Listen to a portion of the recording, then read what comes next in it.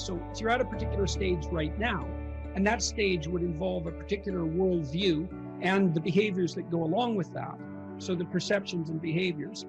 But it's not enough because you haven't mastered the whole world and you're making mistakes all the time. And then there's other neurological mechanisms that, so maybe that's a more left hemisphere phenomenon, the instantiation of that identity. Then there's right hemisphere mechanisms that are tracking your errors and sort of and keeping track of them. And the errors are an indication that your theory is incomplete. So the errors accumulate and the information around the errors accumulate, and another identity starts to become formulated, and it solves all the problems your previous identity did, but also some additional ones. When you have an aha moment like that, it's the manifestation of that next identity that's making itself known. It's you know, because it's being built from the bottom up.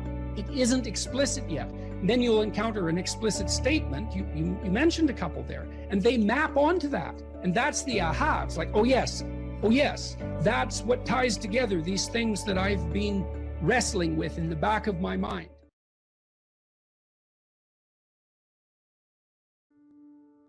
If you work 13% longer hours, you make 40% more money.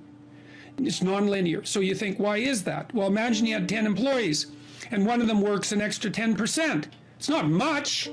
Well, how often is that person going to be promoted? Assuming you have a clue as a boss. It's like you're going to look at the 10 people and you're going to think, oh, that guy's always here like 45 minutes early. It's like, why don't we give him the promotion? Obviously, right? So these small edges that you can manage like that, work an extra 10% or extra 13%, have non-proportional payoffs. That's part of the Pareto distribution. So get your sleep cycle organized so you get up in the morning. Learn how to do it. No excuses. I'm too tired in the morning. I don't like mornings. Who cares? That's not relevant. It's like discipline yourself so you can manage it. Schedule your meals, because that's a good disciplinary routine. And then learn to use a calendar, like Google Calendar. Most of you, many of you out there, do not use a calendar. Okay, a calendar is not a prison, and it's not a tyrant. Not if you use it properly. A calendar keeps anxiety at bay. It makes sure that you do what you need to do, which is important, because otherwise you fall behind. But if you use it properly, it also helps you plan what you want to do. So I could say, well, lay out your damn calendar and design the days you would like to have. That's what your calendar is for. So you can put in all sorts of things in there you want to do and that would be good for you. And that's a really good way to start being more industrious. Make a plan. You need a plan for 3 years. You need a plan for the next year. You need a plan for the next 6 months. You need a plan for the next 3 months. You need a plan for the week. You need a plan for the day. You need a plan for the hour. All of that. I make lists constantly of what I have to do. And they're like daily, weekly, monthly, yearly. Right now, I can't look out more than about 6 months, you know, because my life is too complicated and chaotic. But you need a vision of who you could be, what character you could have. 3 to 5 years out, you can't go much farther than that because life is too unpredictable, I think, to make vision that's longer term than that subject to. There's too much chance associated with it to spend a lot of time on. Maybe you can stretch it to 5 years, and in rare cases, you can have a 10-year goal, but it has to be pretty low resolution. But you want plans at all those levels of resolution. You want to write the things down. And because what are you going to do? You're going to stumble around and get what you need? You're going to stumble around and be useful to other people? And it's useful to be useful to other people, you know? They want to work with you then. They want to do things with you. They want to have you around. They trust you. They open up opportunities for you. And if you stumble around like you're blind, you're not going to get anywhere. And then you're going to suffer. And then you're going to be bitter. And then you're going to be cruel. So that's hell. That's a bad outcome. So unless you want that, don't aim for it. Or aim for the opposite, because that's how you get out of it. Make a plan, man. So when I was doing my clinical work, which I did a lot of career work with my clients, both at a beginner level, I would say, like really a beginner level, with people who had no employment whatsoever, no history of employment, who were undereducated and who lacked every skill you could possibly imagine. So these were people who were really in dire straits, up to people who were operating at the top of their profession, but who could still strategize forward. And so, for example, let's say you're at a dead end in your job. Okay, so I don't find my work meaningful. All right, so that's a problem statement. It's like, well, why not? I find the work I do repetitive and boring and without spirit. I have a bad relationship or a neutral relationship with my boss who doesn't know who I am. I have problems with coworkers. All of that needs to be differentiated, right, and analyzed in detail. So we might say, for example, let's say you believe that you're undervalued at work, and maybe you are. What you need to do is you have something to say, and we would have to figure out what it is that you have to say. But it would be some variant of, I'm bringing more value to the table than I'm being compensated for, and that's demoralizing me. And it's also not good for you being my boss, because if I'm actually more valuable than is being recognized, then the fact that you're not valuing me properly means that I will become demoralized, I won't work properly, and you won't get the best out of me. So it's bad for both of us. And if your boss is in principle not amenable to such a discussion, then what you should seriously consider doing is finding another job. Okay, so let's say we're going to set you up for this. Okay, this isn't like next week's enterprise, man. This is your life. So the first thing I would ask is, well, do you have your resume or CV in order? Well, I haven't typed it up for 3 years. Well, what do you think about bringing it up? Well, I'm pretty nervous about that because there's some holes in it, and, I didn't do so well in college, and I'm kind of embarrassed about my resume. It's like, okay, bring it in. Let's go through it. Let's at least update it. Let's look where the holes are. Let's look at where the inadequacies are as far as you're concerned, right? This isn't my judgment, it's your judgment. Let's walk through those judgments and see if they're warranted, because maybe you're just too guilty and ashamed and self-conscious and anxious, and you're looking at your resume more critically than someone else would, and maybe there's some holes that you need to rectify. You were 2 courses away from your BA and you dropped out or something like that. Well, maybe we need 6 months to address that. And at least, even if you can't be fully educated, you could be taking some courses online. And so when you went to a new job interview and they said, what about this hole? You'd say, well, I came to terms with that 6 months ago, and in an effort to rectify it, I'm taking the following courses, and here's my plan for completion. That's a really good answer. And anyone with any sense who's interviewing will accept that as an indication that although you're not perfect, and who is, that you have a good plan and that you've thought it through. Like, that's the kind of answer that in all likelihood will cement your candidacy for the position. Okay, so now you're going to go to your boss. Well, you have to have your CV and your resume in order, and you have to be able to stand on it solidly, and which at least means that you're prepared to address the inadequacies in a credible, realistic, believable, and truthful manner. All right, now what you do is apply for like 10 jobs. You don't have to take them, but maybe you have to go to an interview or 2 or 3 or 4, and maybe there's a bunch of opportunities out there for you that you didn't even know about. And maybe someone offers you a job. And so now you can go to your boss and say, here's the situation I'm in here at work. Here's my evaluation of the problems in relationship to me. Here's what I could do for you if you gave me a 40% raise and the opportunity to progress, but I'd like to see a plan for that. And I've been looking for other opportunities before conducting this discussion, and I have some.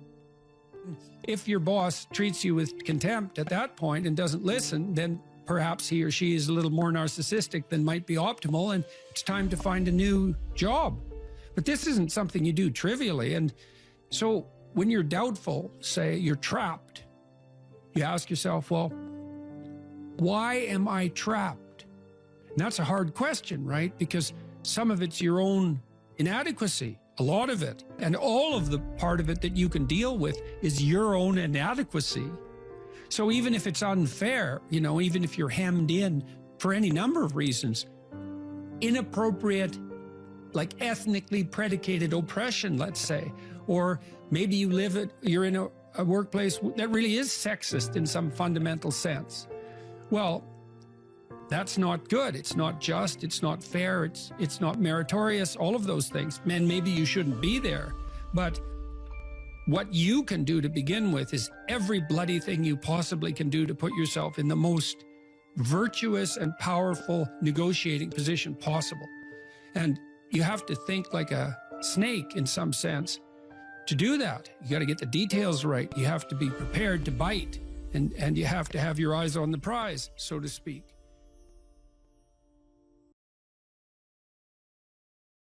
And so this is a good thing for people to know. If something bothers you, there's a billion things that could bother you, and not everything does. And so then you might ask, well, why does that thing bother you when some other thing that's equally bad doesn't? And as far as I can tell, the answer to that is because if it bothers you, that's your problem. And you might think, I don't want to have a problem. It's like, that's because you don't know that problems and opportunities are the same thing.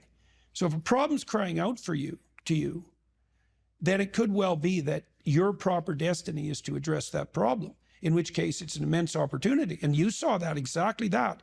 Oh, look, there's an absence in the marketplace. Well, that's a good discovery, an absence in the marketplace, especially if you're right. And so that's what you did. And then you got a movie out of it. So that's a pretty good deal. Yeah. You know, and that's independent of its eventual success as a movie, because even if it lands at any of the levels of success it could land at, you got to make a movie. And so that's pretty good. And God only knows what you learn doing that. So there's no loss in that, right? Yeah. There's just gain. There was an interesting thing that I realized during this whole thing, and it is related to what you just said. So for many years, I have told people that if you have an idea and you don't execute on it, your idea doesn't mean anything. Ideas are a dime a dozen, and it doesn't really matter. Yeah. And what I realized in making this movie is that I was actually wrong. Okay. Because if an idea, it's worthless if you don't execute it on it. I get that. But the actual idea, that if you have an idea, if you have an idea and it's good, yeah, you can't even put a price tag on that thing.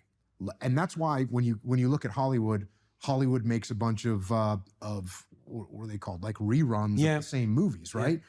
There's a reason for that.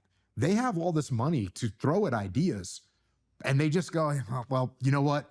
Make the superhero movie again, make the space movie again. They just make the same movies often over and over again. And I realized that these, if you have a really good idea, you have to execute on it. You have to do something with it, because if you don't, it's like a mortal sin not to execute on a good. Well, it's a revelation, a good idea. Yeah. It's a gift. It's grace. Where does it come from? That's why I was kind of very curious. That's exactly right. Because I know the answer to that. I look at it like, they know what molecules are in an amoeba, right? Yeah. We know what chemicals, and we know what's in it, but we can't make an amoeba. We can't make something alive. And just like in a movie or a book or a song, they know, you go to Nashville, they know what notes make a hit song, but they can't just produce a hit song. They can put all the chemicals in there, but they can't bring it to life. And so there is, just like there's something special about life, there's a spark that we don't understand. We can't fabricate it. We cannot fabricate that spark in life. And we can't, as far as I can tell, we can't fabricate that spark of an idea. Okay, so there's a bunch of things that come off that. So one of the things I realized, so I've done a lot of lecturing again this year. I don't know how many different cities we went to, 60 or 70, over the last 8 months, maybe more than that, a lot. And I have a chance to develop my ideas every night. One of the things I came to understand more clearly was, this is a very cool thing, and it's relevant to what you just said, is that the spirit of your aim, you could say, answers your prayers or informs your thoughts. And it has to be that way, because thought is a navigation tool, right? You set an aim, and then your perceptions line up so you can see your way forward, but your thoughts and your emotions also aid that, because you want to get there, let's say. And then the methods by which you might advance come to mind because you've set your aim. Okay, so we can take this apart in this idea that came to you. It's like you wanted to serve your children. Okay, you wanted to serve them in a manner that was better than what was being served to them. You wanted to serve them in a manner that would help them develop in this adventurous way. So that was your goal, your aim, when you went to the library. And then what happened was there was a mismatch between what you discovered and your aim. And so now that constitutes a problem, but it also constitutes an opportunity, right? Because now you see that if your aim was correct and there's a void, well, then that's a moral problem even. Okay, so now if it's a moral problem because your aim was right and the mechanisms for that aim to be manifested aren't available, well, then that's a genuine gap and it needs to be addressed. And if you figure that out, it's your moral responsibility to do something about it, but it's also your great opportunity. Okay, so there's that. So that's what you're serving. If your aim is correct and true, and you have a revelation in relationship to that aim, and you don't act on it, you've thrown away the pathway to that aim, and you've betrayed it. That's not a good idea. But even more concretely, one of the things my wife has really learned to do in the last 2 years, she started to write and she started to speak publicly because she introduces me and talks for about 10 minutes. And she's learned during our discussions, our private discussions, let's say, if an idea emerges, she writes it down right away, no matter what we're doing, right? The idea comes, you write that thing down because it's a gift and God only knows what it's worth. You know, you could have a good idea now and then. It might be a good idea that changes your whole life. And you could have that idea and be casual enough to forget it. And that was that. And then you'd wonder why you never got anywhere. It's like, well, you had a gift and you didn't. And then there's another issue too, is the things that meet with reward grow. That's a neurological truth. That's how large language models are trained. They're trained with reinforcement. The closer they get to the target, the more weight is put on that response. So it's literally reward that trains large language models to match to target. Well, if you have a bit of a creative spark and ideas are being revealed to you in concordance with your aim, and then you don't act on those, you punish them. You punish the source of the ideas. Just like demoralizing a kid. Like if a kid comes to you with ideas and every time they come, you say, oh, that's stupid, or what the hell do you know? Or you say, I'm going to do something about that, and then you don't. That kid will stop coming to you with ideas. Mm-hmm. And people do that to themselves all the time. Yep. And so you even have an obligation to you can watch this, you know. This is what I've been trying to teach people too, is if you want to improve your life, it's like, well, set that as an aim. I'd like things to be better. And then ask, what could I actually do that would move me somewhat in that direction? You'll get an answer. That's a good way to pray. That's a good way to pray. And I've experienced two things here, and these are like the opposite ends of the spectrum. And this is, I think, a very positive thing for people to hear. If I was a young person, I would really like to hear this. So there are going to be times like you're talking about with your wife where all of a sudden from nowhere, or from somewhere, but somewhere that we don't know and understand, all of a sudden there's an idea there. The source of all revelation. It shows up. Yeah. It shows up. I've had that happen to me where it's like, boom, I wrote a book called Mikey and the Dragons. That came just boom. I just instantly had this idea. Boom, I wrote the book. Yeah. And I remember when I was an English major in college, and some of the old poets, they would claim that, you know, they just wrote this first, you know, the first draft, that was it. It was one draft, one shot. And there was sort of rumors about these that's not really happened. They found their notes. They'd written a bunch of drafts. But sometimes it's true. Sometimes you will get that inspiration, it'll come and boom, you're done. Yeah.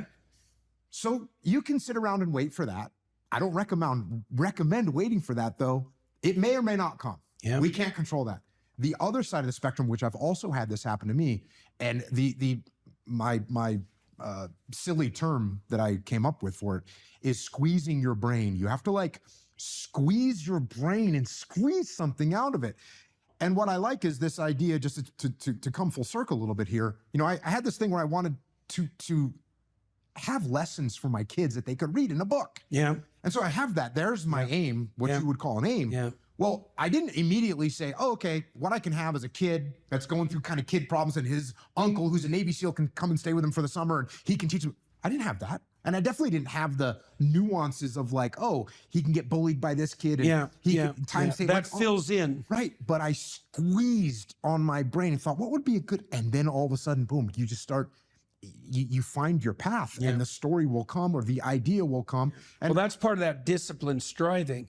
Like I learned when I first started writing, I forced myself to sit and write every day.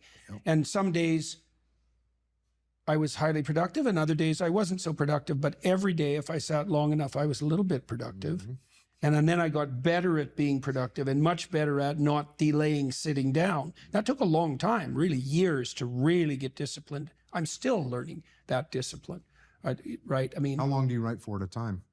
I max out about 3 hours. I find that if I write more than 3 hours continually, I get exhausted. So 3 hours is about right. And I've learned tricks like at the end of the writing session, write down what you're thinking so you can use that the next day and do it every day and so on. And I've got to the point now where I can write a newspaper article, a good newspaper article, pretty much in one draft, but that's taken 35 years of writing to manage that. But I learned early that if I sat long enough, I would write something that would be valuable, right? And some days it took like 45 minutes to get warmed up so that, you know, everything I wrote was just painful to produce and not of very high quality. But if you persist, the thing that persistence, that's the other thing that's kind of interesting neurologically. You know, I already said, if you punish the source within you that gives rise to ideas, it will stop producing ideas. So that's a bad idea. But it's also the case that you want to make being creative the victor over all the competing pulls and temptations. And partly what you're doing when you're disciplining yourself is that. It's like, no, I'm going to sit here, regardless of all the other things I could be doing, all the other things I could be thinking, until that part of me that's able to create wins that internal battle and prevails. And then it gets stronger and stronger over time. And that's building character. That's exactly what that is.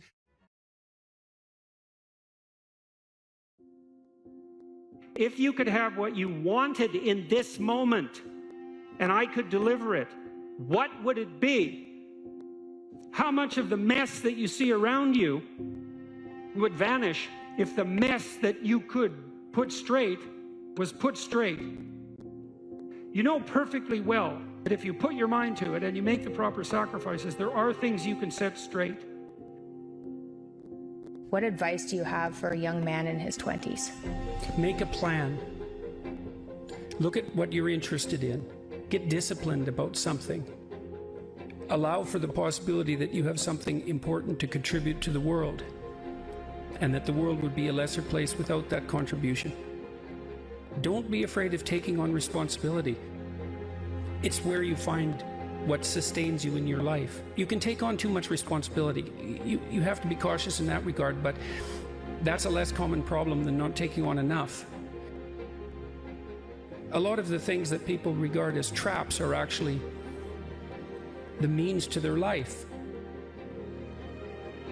You have to understand that you're not your own servant, so to speak. You're someone that you have to negotiate with, and you're someone that you want to present the opportunity of having a good life to. And that's hard for people because they don't like themselves very much. You have to believe that your action has some redemptive possibility, because why would you do it otherwise? And you might say, well, I kind of believe that. It's like, well, that's not good enough. You know, you kind of got to throw yourself all into it. And what's the cost anyways? It's not like you're going to get out of this alive. So you're pretty much all in, whether you want to be or not. And maybe if you were voluntarily all in, things would be a lot better than they are.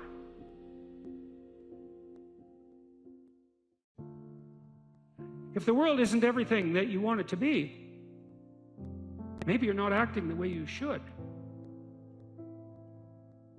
One of the things people do to buttress themselves against failure is to never let themselves really gain clarity about what they need and want. Let's say you try something, but you only do it half-heartedly.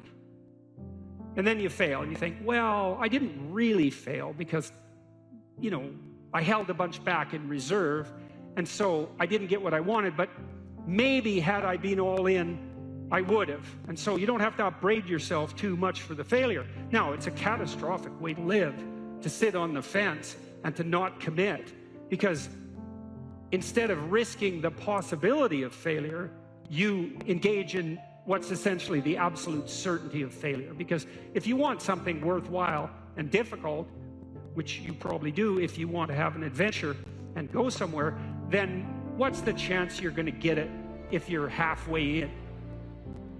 You can't be halfway in, but that sort of protects you against failure, because you can tell yourself, well, if I tried, I could have done it. It's like, you know, you tell yourself that 200 times and your life's over. Better have a valued goal, because otherwise you can't get any positive motivation working out. And so the more valuable the goal, in principle, the more the micro processes associated with that goal start to take on a positive charge. And so what that means is, well, you get up in the morning and you're excited about the day, you're ready to go. And so as far as I can tell, what you do is you specify your long-term ideal, you specify your goal. You do that in some sense as a unique individual. You want to specify goals that make you say, oh, if that could happen as a consequence of my efforts, it would clearly be worthwhile.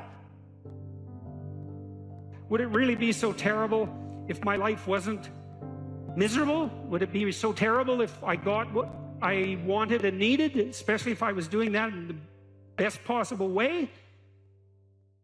Well, there isn't anything better to have than a problem that's worth solving, like that's really worth solving, right? And so the more of that you take on, the more you have a reason to get out of bed in the morning, no matter what. Like, I'm getting up, I'm trudging forward. Doesn't matter what I'm suffering from. I've got things that need to be done. They're necessary.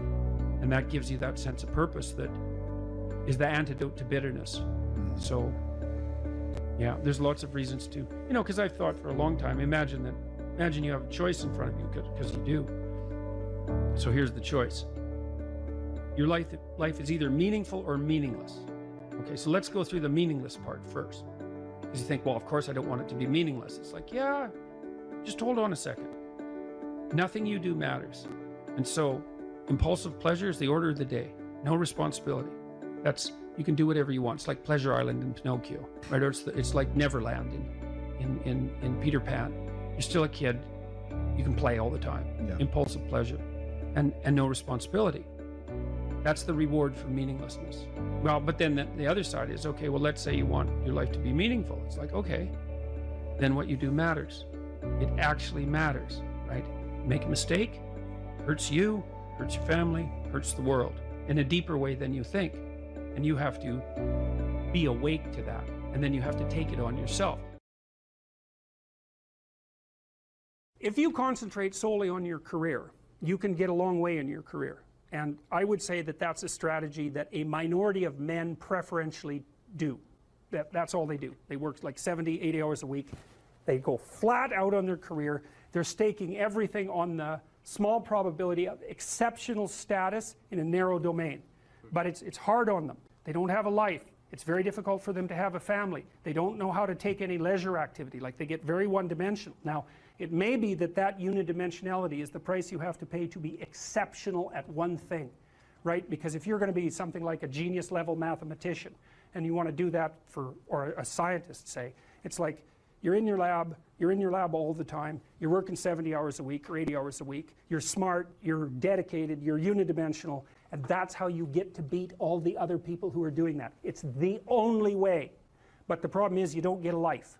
Now, if you love being a scientist and you have that kind of focus of mind, well, first of all, you're a rare person, and second, you're going to pay for it. But fine, more power to you. But it's a risky business to do that. You sacrifice a lot for it. You know, and I would say most often, if you're speaking about having a healthy life, that isn't what you do. You spread yourself out more. So, you know, you have a family. You have some things that you do outside of work that are meaningful to you and useful. You have a network of friends. Well, those 3 things alone, or 4 things alone, are plenty to keep you well oriented. And then if one of those things collapses, you know, everything doesn't go. Now, the price you pay for that is the more you strive to optimize that balance, the less likely you are to be fantastically successful at any single one of them. But you might have a very, you know, if you consider your life as a whole, that might be a winning strategy. One of the things Carl Jung said, I really liked this. He thought that men went after perfection and women went after wholeness. There's something different at the top of the value hierarchy. So perfection would be stake it all on one thing and look for radical success. Not that all men do that, because they don't, but we're talking about extremes, at least with regards to the men that do that. The wholeness idea is more like, well, it's like I want one thing in my life to be 150%, or I want 5 things in my life to be 80%. Well, there's a lot more richness in a life where you have 5 things operating at 80%, but you're not operating at any of them at 150%. So, and I really believe this because I've watched men and women go through their careers now for a long period of time, and one of the things that, there's lots of things that produce this, but one of the things that I've noticed is that mostly women in their 30s bail out of unidimensional careers. They won't do them. They won't put in the 80 hours a week that they would have to put in order to dominate that particular area. And it isn't, the reason that they won't do it is because they decide it's not worth it. And no wonder, because why would that be worth it? You have to ask yourself that. It's like, well, you want to be an outstanding scientist. It's like, okay, really, that's what you want, because that means that's what you do, because you're competing with other people. You know, they're smart, they're hardworking, and if you want to be at the top, you have to be smarter and work harder than any of them. And working hard means working long hours. I mean, it also means working diligently, but in the final analysis, it's also an additive issue. If I'm smart and hardworking and I can crank out for 70 hours a week, and you do it for 30, it's like, in 2 years, I'm so far ahead of you, you will never ever catch up. So, anyways, and I think partly, maybe part of the reason too that women are oriented that way more than men, I think there's 2 reasons. One is socioeconomic status does not make women more attractive on the mating market, but it does make men more attractive. And the second is women's time frame is compressed, right? Because guys can always say, well, I'll have kids later, and they can say that till they're like 80. Whereas women, it's like, no way, man, you got to get it together by the time you're, let's say 40, but really probably by 35, but definitely by 40. Because otherwise it ain't happening, and that's bloody dreadful. One of the common routes to extreme unhappiness is to want children and not have them. I wouldn't recommend that. You know, you see couples who are in their 30s. 1 couple in 3 over the age of 30 has fertility problems. That's defined as inability to conceive after 1 year of trying. 1 in 3. So it's worth thinking about, because people are very, very unhappy if they want to have kids and then they can't. Man, you're in the medical mill for 10 years if that's what happens to you. We've got a hypothesis that we're still working out that's supported to some degree by the relevant literature. So imagine that you're looking for a stable partner, right? So you might think, well, what do you want in a stable partner? And at least in principle, one of the things you don't want is too much mismatch between you and that person on the 5 fundamental dimensions. So for example, if you're really extroverted and you have a really introverted partner, you're going to engage in continual conflict about how much social activity the 2 of you should subject yourself to. And it's very, very difficult for people who widely differ on those dimensions to come to consensus, because it's not just a matter of opinion, right? It's really a matter of different, if you're looking at extremes, of really different types of people. And the thing about introverts is they just don't enjoy large-scale social interaction that much. One-on-one they're often fine, but in a group they don't like that, and it tires them out. Whereas a real extrovert, it's like you isolate them and they just wither on the vine, because a huge part of what actually motivates them in a positive way is tangled up with social interaction.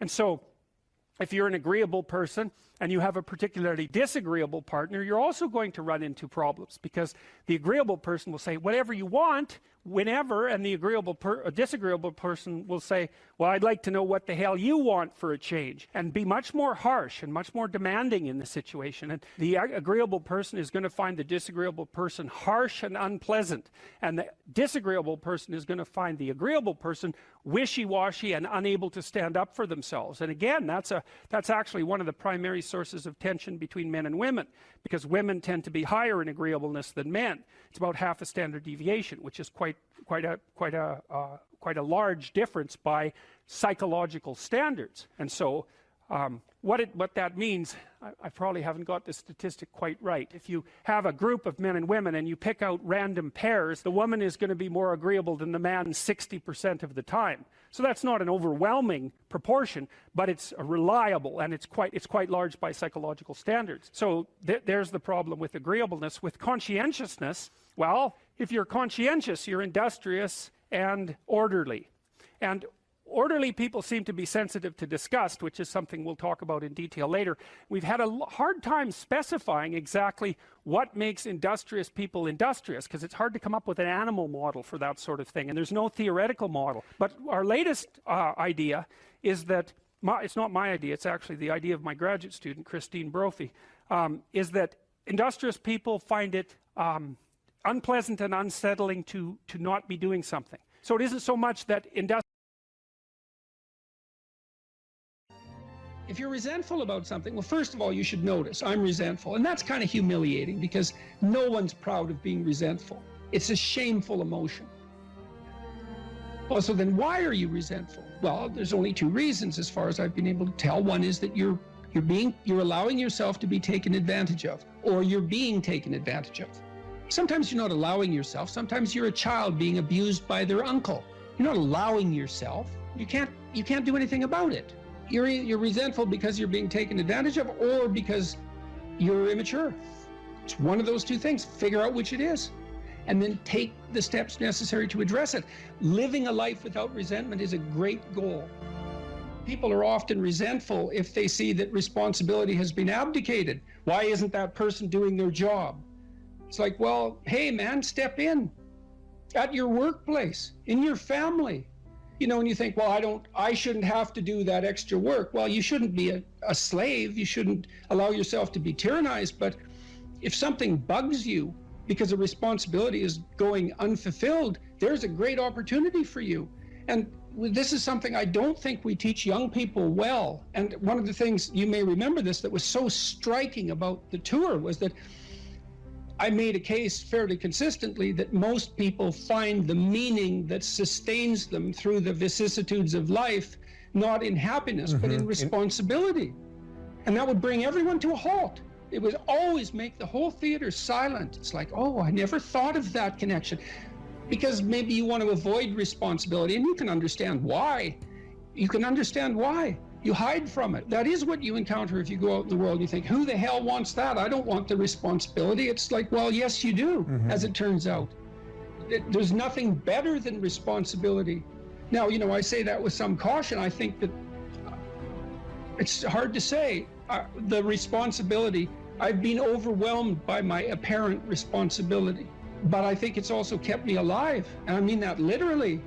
And so, wait, can you go a little deeper with that? I mean, when you were at your darkest moments in the last 2 years, whatever that might be, was it the feeling there's been many times in the last year where it would have been much easier for me just to be dead. That's constant. So, but no. But is it but no because of something in you, or is it but no because of the people that you would have abdicated that responsibility of the people, or is that ultimately the same thing? It. Yeah. Well, I do think the two aren't easily distinguishable, but it's definitely that. It's definitely that. You know. And it's one of the chapters, the last chapter, is be grateful in spite of your suffering. You know, you need a meaning to sustain you through suffering, and it is the case that you find that in responsibility. Well. And so it's good advice for anyone who's at work. You're resentful about this and that because people aren't pulling their weight. Pull it. See what happens. You become indispensable instantly. You'll know everything. And no, and maybe that job won't be for you, or maybe that relationship won't be for you, but you'll take your hard acquired wisdom and go elsewhere and flourish there. So, you know, this kid stopped me. I think I wrote about this in this book. Kid stopped me in a restaurant one day when I was walking in, and he said, and he had an undergraduate degree, and he was working as a waiter in a chain steak place. And he stopped me and he said, you know, about 6 months ago, I was watching one of your lectures and I decided to stop being resentful about my job. And he was resentful because he had a university degree and he's working as a waiter. You know, and look, I don't have anything against waiters. It's like a waiter can make your evening, you know, hooray. He said, well, I decided I'd start trying at my job, like really trying as if it was worthwhile. He said he got 3 promotions in 6 months. Like he's just rocketing up the power hierarchy. Well, it's not power, it's competence if it's well run. You know, and places are full of opportunity. There's always people out there who are doing far better than you on pretty much anything you want to imagine.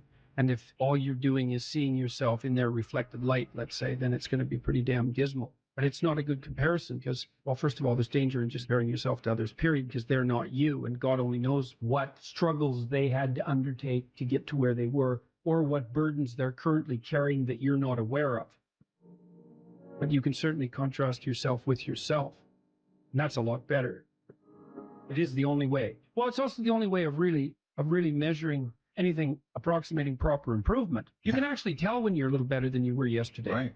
And you can actually do that. That's another thing that's so interesting about it, is that you can actually make yourself a little better in some way, pretty much. Well, I don't know if it's at every moment, but you can certainly do it every day. Let's say you want to become who you could be in the fullest sense. So let's say you're someone who's going to solve some serious problems. Okay, the first thing you have to do is admit to the seriousness of the problems. That's no joke. And so the first thing is just the terror of the problem itself. And that's enough to paralyze me. And that's the Hydra, that's the Gorgon with the head of snakes. It'll paralyze and turn you to stone. That's the basilisk in the Harry Potter series. Mm-hmm. You look at it and it turns you to stone and lurks underneath everything, right? And it's malevolence and tragedy. And so there's that. And then the next is, well, you're going to take responsibility for that? You're really going to do that, are you? That's a hell of a load, man. And so it's daunting to even consider that. And then there's the discipline and responsibility that necessitates, which is also daunting. It's like, oh my God, the problem's that serious. I'm really going to have to get my act together in order to not contribute to it, much less solve it. And so the problem is terrible. And then the solution is daunting. But the upside of that is like, well, there isn't anything better to have than a problem that's worth solving, like that's really worth solving. Right. And so the more of that you take on, the more you have a reason to get out of bed in the morning, no matter what. Like, I'm getting up, I'm trudging forward.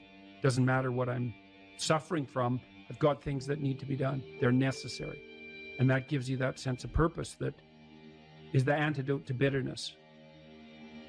Okay, well, let's say you want your life to be meaningful. It's like, okay, then what you do matters. It actually matters.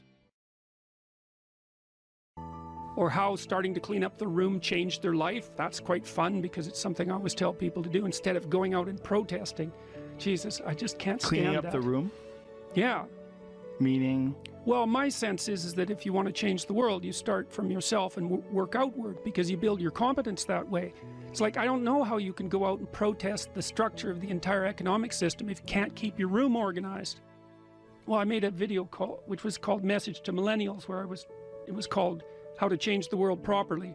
A bit of on the pretentious side, I suppose, but I was trying to produce something that was a counterposition to this idea that what you should do is go out and fix up other people. You know, that's just not right. And there's a New Testament line about that, something about, you know, not worrying too much about the log in your neighbor's eye, or about the speck in your neighbor's eye when you have a log in your eye. What would the world be like if people stopped avoiding the things they knew they should do?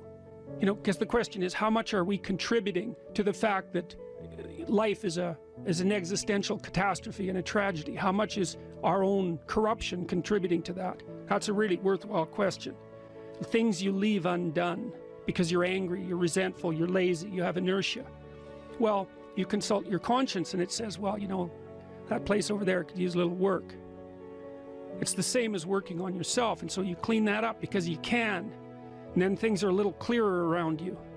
And you're a little better off because you've practiced a bit, and so you're a little stronger, and then something else manifests itself and says, well, maybe you could like take a crack at fixing me up too. So you decide to do that, and then that gets a little bit more pristine, you know, and soon, and it's humble because you're not exceeding your domain of competence. You know, it's like, don't be fixing up the economy, 18-year-olds. You don't know anything about the economy. It's a massive, complex machine beyond anyone's understanding, and you mess with it at your peril. So, and can you even clean up your own room? No. Well, you should think about that. You should think about that. Put yourself together. And then maybe if you put yourself together, you know how to do that. You know what's wrong with you, if you'll admit it. You know there's a few things you could like polish up a little bit, that you might even be able to manage in your insufficient present condition. And so you might shine yourself up a little bit, and then your eyes will be a little more open, then you can shine yourself up a little bit more, and then maybe you could bring your family together instead of having them be the hateful, spiteful, neurotic, infighting batch that you're like doomed to spend Christmas with. So then you fix yourself up a little bit, and then you got to figure out, well, can you figure out how to make peace with your idiot brother? And probably not, because he's just as dumb as you, so how the hell are you going to manage that? And so then maybe you get somewhere that way, and your family's sort of functioning, and you find out, well, that kind of relieved a little bit of suffering, although it reduced the opportunities for spiteful revenge, and that's kind of a pain in the neck. And so then you get your family together a little bit, and you're a little clued in then, at least a bit, because you've done something difficult that's actually difficult. You're a little wiser, and so then maybe you could put a tentative finger out beyond the family and try to change some little thing without wrecking it. So, and that's the other message of the West. It's like, how do you overcome the suffering of life? And I'm not saying it's only the message of the West. How do you overcome the suffering of life? Is be a better person. That's how you do it. Well, that's hard. It takes responsibility. And I think, you know, if you said to someone, you want to have a meaningful life? Everything you do matters. That's the definition of a meaningful life. But everything you do matters. You're going to have to carry that with you.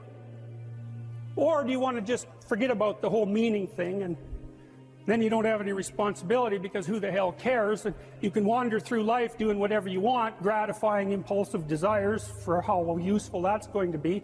And you're stuck in meaninglessness, but you don't have any responsibility. Which one do you want? Well, ask yourself, which one are you pursuing? And you'll find very rapidly that it isn't the majority of your soul that's pursuing the whole meaning thing, because, well, look what you have to do that. You have to take on the fact that life is suffering. You have to put yourself together in the face of that. Well, that's hard. Christ, it's amazing people can even do it. I'm stunned every day when I go outside, and it isn't a riot with everything burning. There's all these ruined people out there. They've got problems like you can't believe. Off they go to work and do things they don't even like, and look, the lights are on. It's a miracle, and we're so ungrateful. College students, the postmodern types, they're so ungrateful. You know, they don't know that they're surrounded by just a bloody miracle. It's a miracle that all this stuff works, that all you crazy chimpanzees that don't know each other can sit in the same room for 2 hours sweltering away without tearing each other apart, because that's what chimps do. Anyways, so I got to the bottom of some things, at least as far as I can tell, so I told you what the bottom is, and then I got this idea about what you might do about it, which isn't my idea. It's an old idea. It's far older than Christianity. It's old. It's the oldest story of mankind. Get yourself together. Transcend your suffering. See if you can be some kind of hero. Make the suffering in the world less. Well, that's the way forward, as far as I can tell, if there is any way forward. Live without it. Assuming you want to get better, there's usually something you can figure out that would constitute a step towards some sort of concrete goal. And my presumption, it's a behavioral presumption fundamentally, is that small accruing gains that repeat are unbelievably powerful. You can tyrannize yourself into doing things, but I wouldn't recommend it. What I would recommend instead is that you ask yourself what you're willing to do. It's a really effective technique. It's like a meditative technique. So for example, you can get up in the morning and you can think, well, you know, I'd like to have a good day today, so I'd like to go to bed tonight without feeling guilty because I, you know, didn't do some things I said I was going to do, and I'd like to have kind of an interesting day. So you got to fulfill my responsibilities, and I want to, you know, enjoy the day. Then you can ask yourself, well, what would I have to do in order for that to happen that I would do? And the probability, if you practice this for 3 or 4 days, is your brain will just tell you. It'll say, well, you know, there's that piece of homework that you haven't done for like 3 weeks. You should knock that sucker off because it would only take you 10 minutes and you've been avoiding it and torturing yourself to death for 72 hours straight. And say, well, let's figure out what your aims are. You got to have some aims, whatever they are. And they might say, well, I'm so depressed I don't have any aims. And then I say, well, pick the least objectionable of the aims and act it out for a while and see what happens. Because sometimes your emotional systems are so fouled up that you have to pretend. You have to act the thing out before you can start to believe it. Life can be meaningful enough to justify its suffering. I thought, God, that's such a good idea. Because it's not optimistic exactly. You know, some people will tell you, well, you can be happy. It's like, those people are idiots. I'm telling you, they're idiots. There's going to be things that come along that flatten you so hard you won't believe it. And you're not happy then. And so if life is to be happy, well, in those situations, what are you doing? Why even live? But life isn't to be happy. If you're happy, you're bloody fortunate, and you should enjoy it. You should, because it's the grace of God, so to speak. People know when they're doing something meaningful. They can tell, so why the hell don't they do meaningful things all the time? It seems obvious. You could do it. I mean, it's hard, you know, because other people want you to do other things, and it's a struggle, but everything's a struggle. Oh, I get it. I see why. It took me about 10 years to figure this out. People have a choice. Choice number 1. Nothing you do means anything. Well, that's kind of a drag, right? It's the meaninglessness of life and all that existential angst. You know, that's kind of a pain. But the upside of nothing that you do is meaningful is you don't have to do anything. You've got no responsibility. Now, you have to suffer because things are meaningless, but that's a small price to pay. The alternative is everything you do matters. Really. If you make a mistake, it's a real mistake. If you betray someone, you tilt the world a little more sharply towards evil rather than good. It matters what you do. Well, if you buy that, then you can have a meaningful life. But there's no mucking around. It means responsibility. It means that the decisions you make are important. It means that when you do something wrong, it's wrong. Well, do you want that?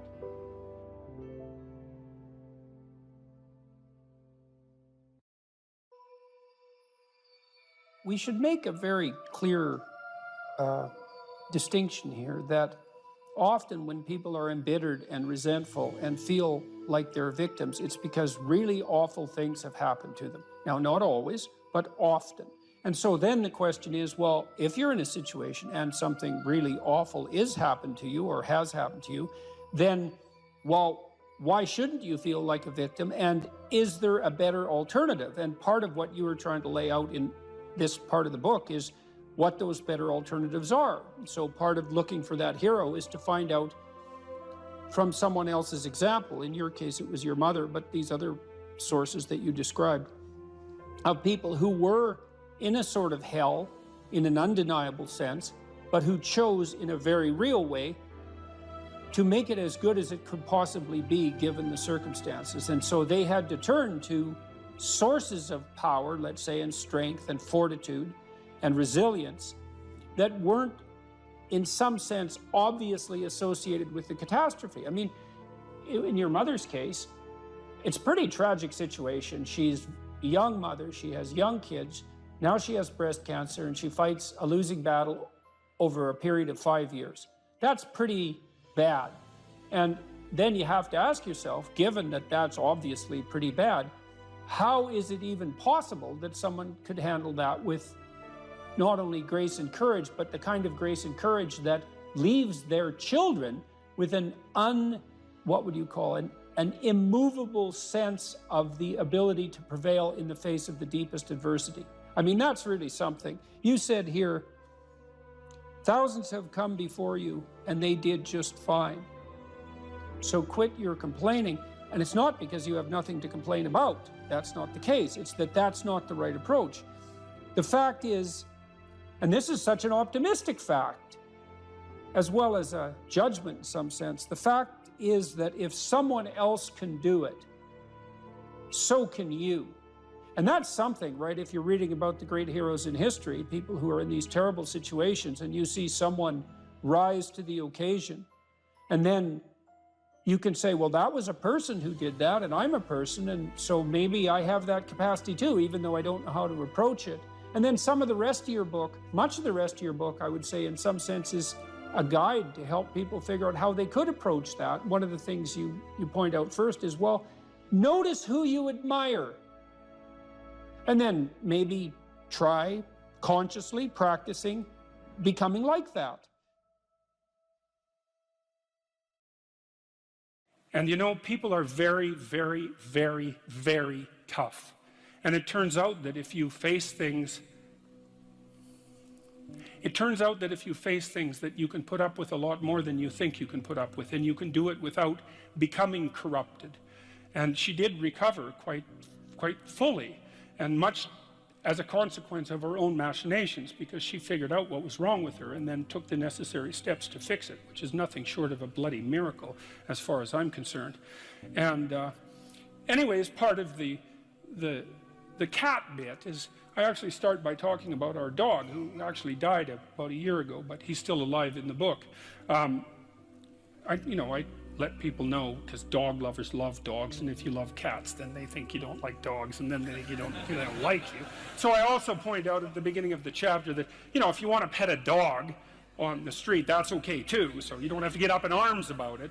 But the idea is that, you have to be alert when you're suffering. You have to be alert to the beauty in life, the unexpected beauty in life. And that's kind of what I was trying to get across with the idea of the cat. There's this cat that lives across the street from us called Ginger, and Ginger's a Siamese cat. And cats really aren't domesticated, technically speaking. They're still wild animals, but they kind of like people.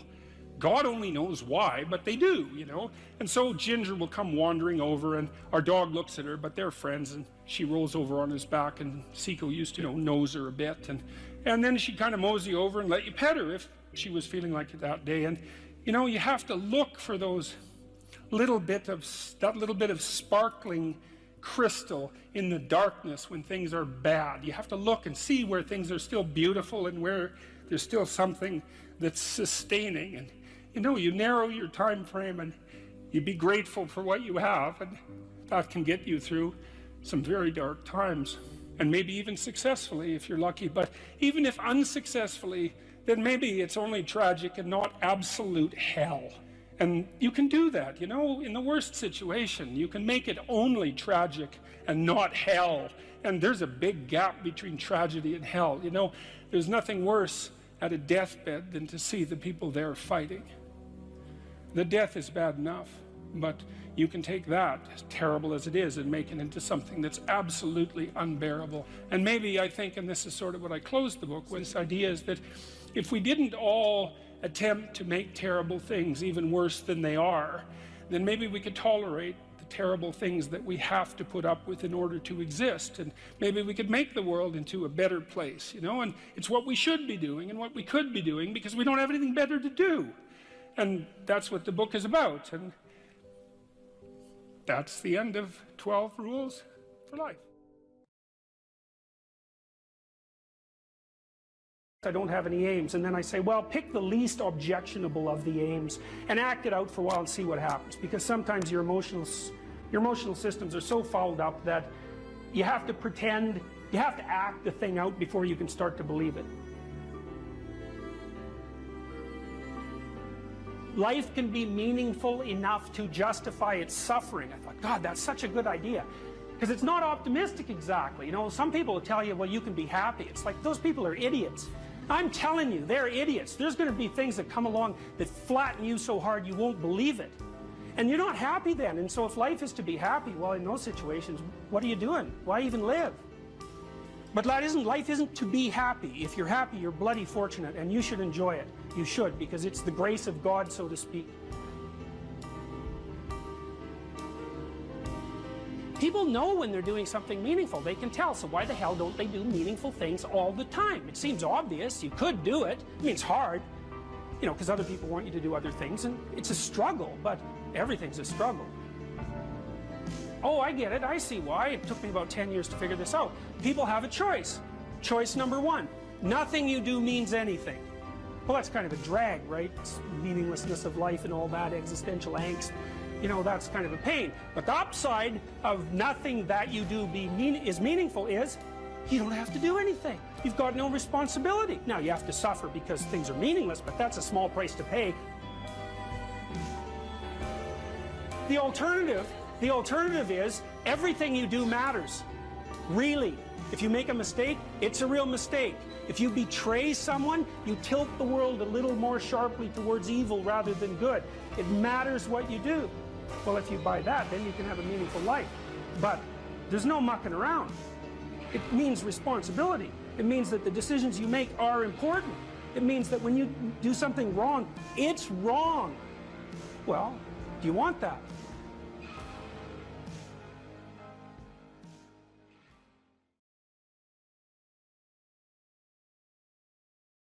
What sort of life would you have to have so that you could bear your suffering nobly? That's a good question to ask yourself.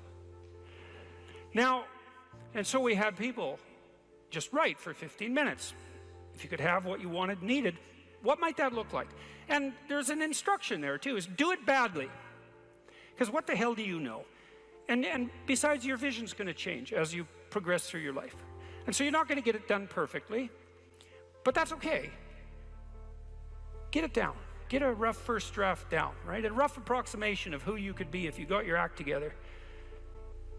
And not who other people think you should be, you know? Although that might enter into it because you don't want to be completely...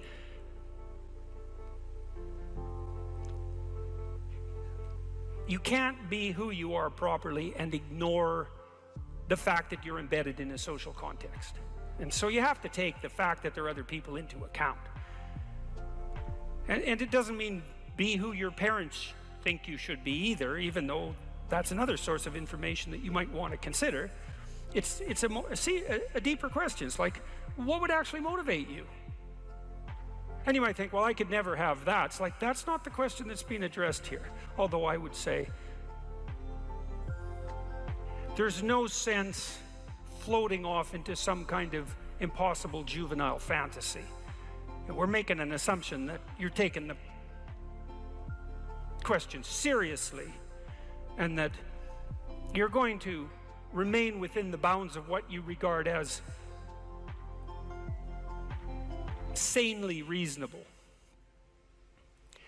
So that's the first part. Second part was the opposite of that. It's like, okay, now you've specified a goal, where the goal is, in some sense, both your character and your life.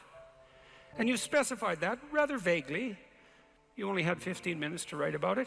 And that's a good thing, because now you have something to move toward. Now, I could tell you this technically. This is an interesting thing to know. People say they want to be happy. That's not true, by the way. If you investigate what people mean when they say they want to be happy, they say, I just want to be happy. It's a very funny phrase. It's, what do you mean, just? Like, there isn't anything harder than that. So you can't just say that's all you want. You just want to be happy all the time. That's all it would take. It's like, good luck with that. That's not going to happen. So you can get rid of the just.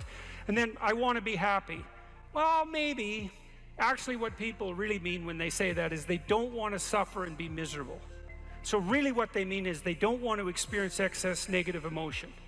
And you can find that out if you carefully question people and carefully analyze the answers. You find out they're actually more concerned about avoiding the catastrophic negative than living in a world of hedonistic delight. Now, you also find that while avoiding the catastrophic tragedy, they wouldn't mind having a little bit of hedonistic delight. And so some happiness is interleaved in there. Then you might ask yourself, to the degree that people do want hedonistic delight, when they're being happy, what does happy mean? And you might think, well, happy means getting what you want. Happy is how you feel after Christmas dinner. It's like, no, that's asleep, right? That's content and asleep. Now that's a form of contentment, but it isn't really what people mean when they say that they want to be happy.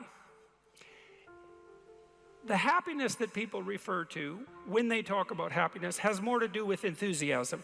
And enthusiasm is an interesting word because it means, it's entheos. It means to be inspired. Inspired is in spirit. It means to be imbued with the Spirit. Well, enthusiastic is to be imbued with the Spirit of God, interestingly enough. And we'll return to that. When do you experience the positive emotion that's associated with happiness? The answer is, not when you've attained a goal, but when you're pursuing one. So you're set up, your positive emotion is associated with movement forward. You could say that your positive emotion is the psychological equivalent of forward movement, just as your negative emotion is the psychological equivalent of freezing or retreating. And so your emotions are very tightly tied to your action. Freeze, retreat, negative. Advance towards a goal, positive. No goal, no positive emotion. Now, if you don't remember anything else from tonight, that's a good thing to remember. No goal, no positive emotion. A corollary of that as well is no goal, confusion. So no goal not only means no positive emotion, it also means confusion, and confusion means anxiety and dread. And so a life without a goal is confusing and hopeless. And that begs a question, what should the goal be? And that's partly what we're trying to establish. You wrote for 15 minutes, you try to develop a vision for your life. Now you have something to move toward. That sets up the precondition for potential positive emotion and happiness. What else do you need to motivate you? Well, how about negative emotion? So what do you do with that? Well, negative emotion can stop you. You might think, well, I'd like to get a better job, but I'm afraid of putting myself out in the job market. I'm afraid of being evaluated. I'm afraid that if I tried something more difficult, I might fail. Then you have your negative emotion opposing you, right? It's anxiety is stopping you. And fair enough, because there are things to be anxious about. But what if you could get your negative emotion behind you, pushing you instead of stopping you? Sometimes in my clinical practice, I would have clients who hated their job. They're laboring under the thumb of a tyrant. And maybe that was partly because they'd turned themselves into slaves, but it didn't matter. They were laboring under the thumb of a tyrant. And they needed to make a move, laterally or up. They needed to make a move. And they were often afraid to. And they had their reasons. They didn't want to contemplate their resumes. They didn't want to open up their CVs. They didn't want to face the inadequacies of their past. They were afraid of being evaluated. They were afraid of being rejected. They didn't know how to negotiate. They didn't know how to conduct themselves in an interview. They were afraid of losing the security they'd already built up. They had their fears, and they were real, and those fears stopped them. But they'd come to me and say, oh my God, you know, I'm so miserable. My life is so miserable. And we'd take that apart. And one of the reasons was because they were laboring under the thumb of a tyrant. And then we'd talk that through, and they'd say, well, I'm afraid to make a change. And I'd say, well, that's okay. That's understandable. How afraid are you of not making a change? Let's make a little vision of that. You're 35, you hate your job. What's the consequence? You're not motivated. You don't want to get out of bed in the morning. You're starting to get depressed. You're getting bitter. You're getting resentful. You're getting cynical. You're amotivated at work. You're not doing a very good job. And you're starting to shrink. Now play that out for 10 years. You don't change it. You don't fix it. And what happens? Well, it's not like it's going to get better of its own accord. What's going to happen to you? Well, for sure, at minimum, what's going to happen to you is you're going to be in the same situation, but 10 years older. And if you can't get out of that situation now, What the hell makes you think you're going to get out of it in 10 years? You're 10 years older, you're 10 years more bitter, you're 10 years more cynical. Maybe by that time your marriage has collapsed because who the hell wants to live with you?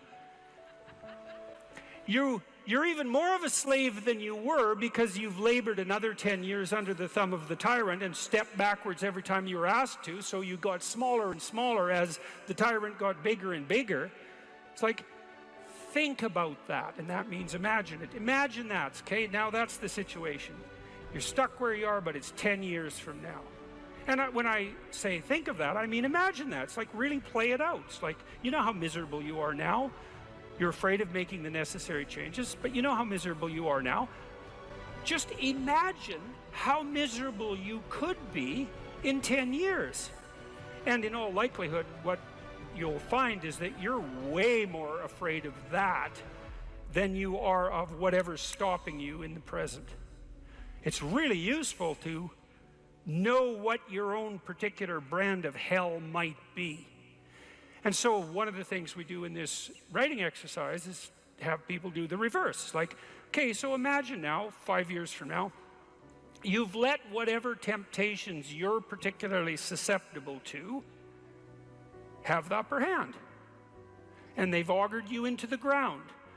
You know, one person's an alcoholic, another person's a criminal, another person's living on the street, someone else is like skirting the edges of prostitution, somebody else is narcissistic and bitter, somebody else is depressed and anxious. You know where you would fall off the edge of the earth if you fell off in whatever direction you're prone to fall off. Everyone knows that, but we avoid that. You know, that's rule 3. Do not hide things in the fog. Is that the rule?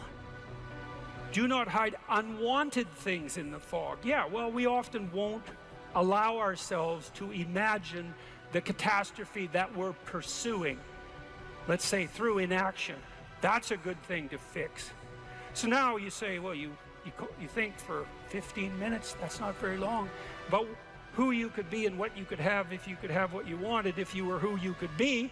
And then you think about what sort of hell you could produce for yourself if you didn't do that. And that's not a bad polarity. It's like, I'm going to get away from that and I'm going to move towards that. And then you have your negative emotion working for you and your positive emotion working for you. And that's a good gradient. And that's a great gradient emotionally because, as I said, you don't experience positive emotion except in relationship to a goal.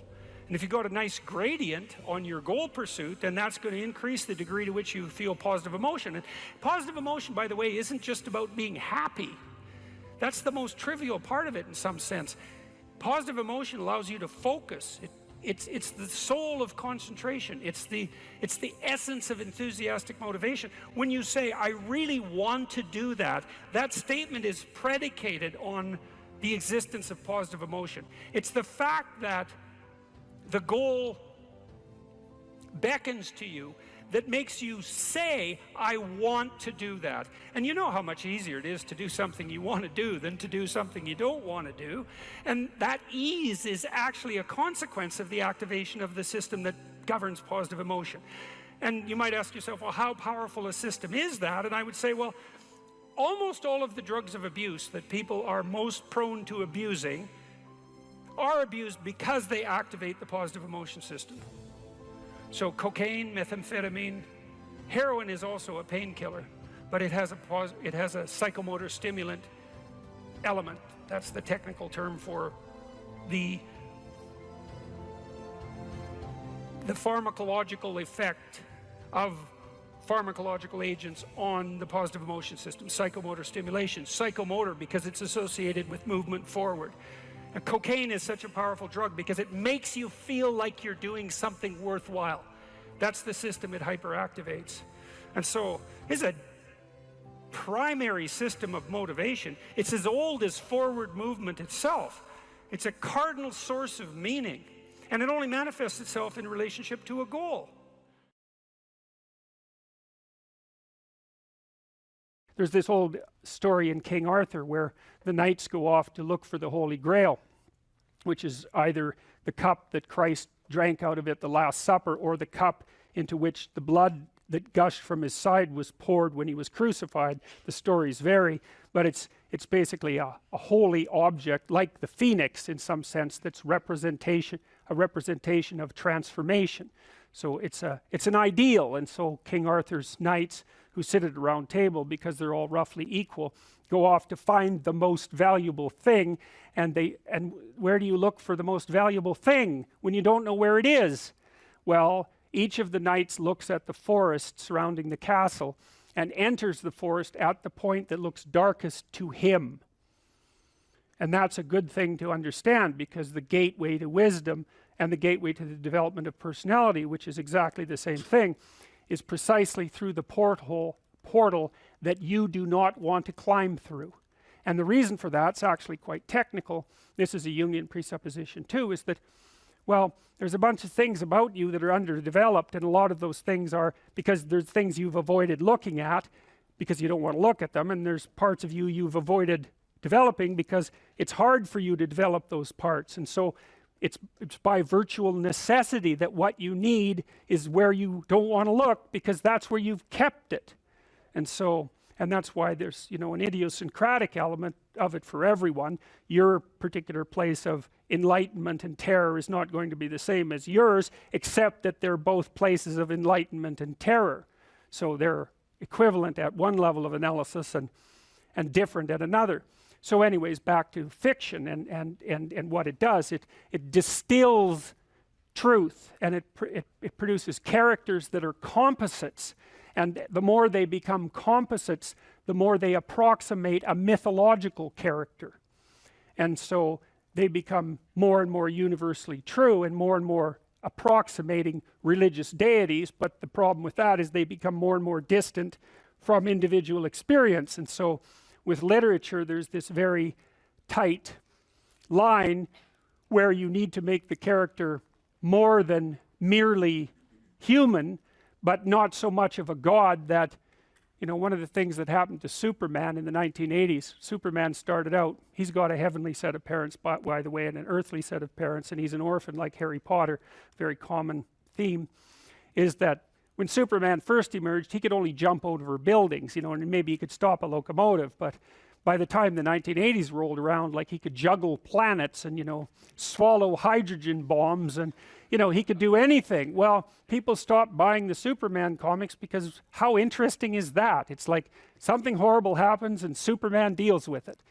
And something else horrible happens and Superman deals with it. And it's like, that's dull. He turned into such an archetype. He was basically the omniscient, omnipresent, omnipotent God, and that's no fun. It's like God wins, and then God wins again, and then again God wins, and, you know.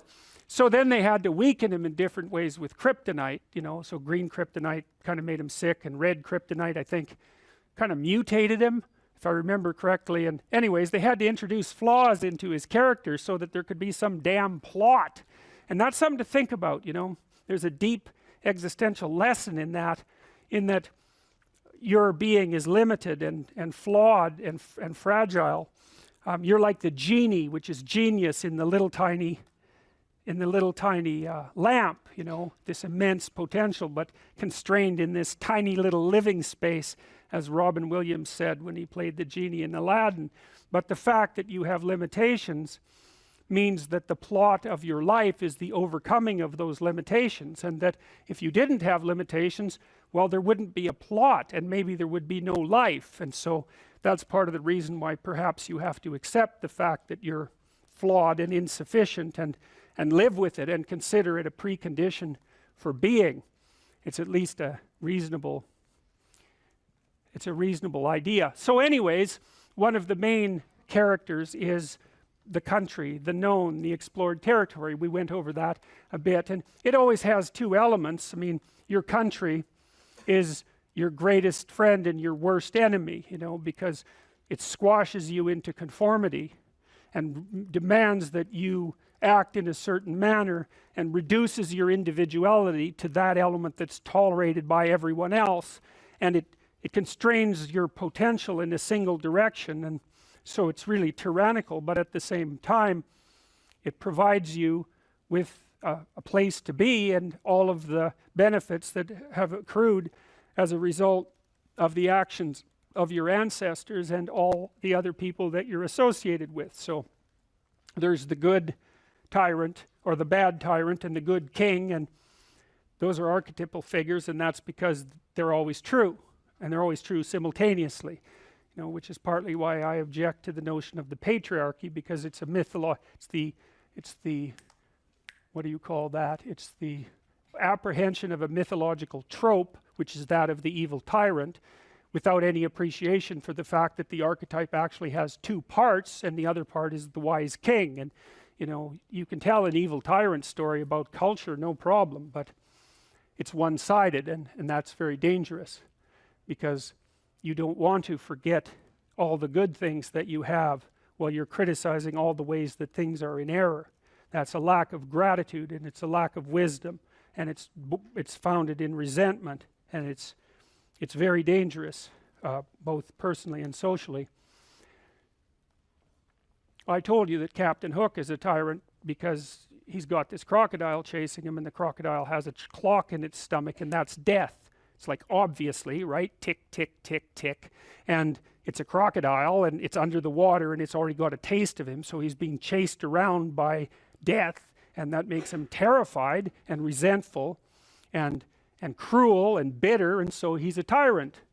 And he wants to wreak havoc everywhere. And then Peter Pan, of course, looks at Captain Hook and thinks, why the hell should I grow up and to be a tyrant and sacrifice all the potential of childhood? And the answer to that is, the potential sacrifices itself if you don't utilize it as you mature, and you just end up a 40-year-old lost boy, which is a horrifying thing to behold. It's almost as if you're the corpse of a child, the living corpse of a child, because who the hell wants a 6-year-old, 40-year-old? You're a little on the stale side by that point, and not the world's happiest individual. So, you know, your potential is going to disappear because you age anyways, and so you might as well shape that potential in a particular direction and at least become something, no matter how limited, rather than nothing. So, you know, Peter Pan, that's a great story. It's a great mythological story. So, well, so let's talk about tyrants. Well, not only are they mythological figures, but they exist, and they tend to be deified. I mean, Stalin was, for all intents and purposes, God the Father in Soviet Russia, although he was pretty much only the worst elements of Old Testament God, who was, you know, constantly smiting people and wiping out populations and doing all sorts of things that seemed to be quite nasty. But nonetheless, you know, people worshipped him in many ways, and he's a representation of just exactly what goes wrong when things really go wrong, when people stop paying attention and when they all lie. Because one of the things that characterized the communist state was that no one ever got to say anything they actually believed, ever. And that was partly because 1 out of 3 people was an informer, which meant if you had a family of 6 people, 2 of them were informing on the government about you, and that included your own children. And if you were an informer, you were often amply rewarded by the state, so that if you lived in an overcrowded apartment building with 3 families in the same flat, and you informed on, you know, the woman down the hall that you didn't like, she got shipped off to the old concentration camp, and you got her apartment. And so that was a lovely society, and it only killed about 30 million people between 1919 and 1959. So that's what happens when the archetypal structure gets tilted badly, when people forget that they have a responsibility to fulfill as citizens, as awake citizens who are capable of stating the truth, and the archetype shifts, so there's nothing left of the great father except the tyrant. And let's not have that happen. I mean, the one on the right is really interesting, because consciously or unconsciously, you know, there's Stalin surrounded by what is, for all intents and purposes, fire. You know, he looks like Maleficent in Sleeping Beauty when she shows up at Aurora's christening. You know, she puts her arms up in the air and green fire surrounds her. It's like,